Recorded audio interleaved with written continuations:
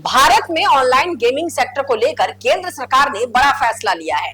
देश में 1 मई 2026 से ऑनलाइन गेमिंग के लिए नए नियम लागू होने जा रहे हैं। इलेक्ट्रॉनिक्स और सूचना प्रौद्योगिकी मंत्रालय ने इसके लिए अधिसूचना जारी कर दी है। नए नियमों के लागू होने के बाद ऑनलाइन गेमिंग इंडस्ट्री में बड़ा बदलाव देखने को मिलेगा। सरकार का कहना है कि इस कदम का मकसद यूजर्स की सुरक्षा बढ़ाना, डेटा प्रोटेक्शन सुनिश्चित करना और गेमिंग सेक्टर को व्यवस्थित ढंग से बढ़ावा देना है। नए नियमों के साथ अब ऑनलाइन गेमिंग अथॉरिटी के गठन और संचालन का रास्ता साफ हो गया है। इसे promotion and regulation of online gaming act को लागू करने में मदद मिलेगी। आईटी सचिव एस कृष्णन ने बताया कि सरकार ऐसा सिस्टम बनाना चाहती है जो जरूरत से ज्यादा जटिल ना हो और गेमिंग इंडस्ट्री को अनावश्यक बोझ से बचाया जा सके।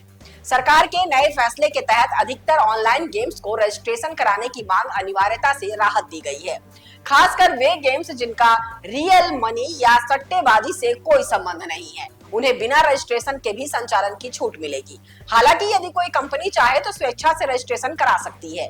ये प्रक्रिया पूरी तरह ऑप्शनल रखी गई है। सरकार ने साफ किया है कि रियल मनी गेमिंग यानी ऐसे गेम्स जिनमें पैसे लगाकर खेला जाता है या जीत हार में नगद राशि शामिल होती है, उन पर पहले से प्रतिबंध है और अब निगरानी और सख्ती और बढ़ाई जाएगी। इसके अलावा ई स्पोर्ट्स गेम्स को तय नियमों के तहत अनिवार्य रूप से रजिस्ट्रेशन कराना होगा।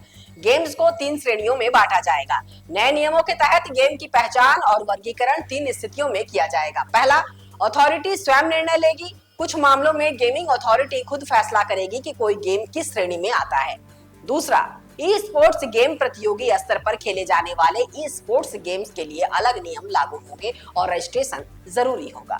तीसरा, सोशल गेम की विशेष श्रेणी। केंद्र सरकार चाहे तो कुछ सोशल गेम्स को विशेष श्रेणी में अधिसूचना कर सकती है। 1 मई से नए नियम लागू होने के बाद गेम खेलने वाले यूजर्स को कई बड़े फायदे मिल सकते हैं।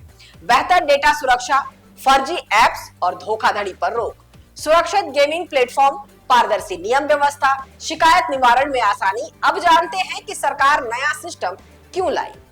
तो बता दें कि आईटी मंत्रालय ने पिछले साल अक्टूबर 2025 में इन नियमों को लेकर लोगों, कंपनियों और विशेषज्ञों से सुझाव मांगे थे। इस दौरान करीब 2500 से ज्यादा प्रतिक्रियाएं प्राप्त हुई, जिनके आधार पर अंतिम नियम तैयार किए गए। सरकार का मानना है कि भारत में ई स्पोर्ट्स और जिम्मेदार ऑनलाइन गेमिंग का बड़ा बाजार है।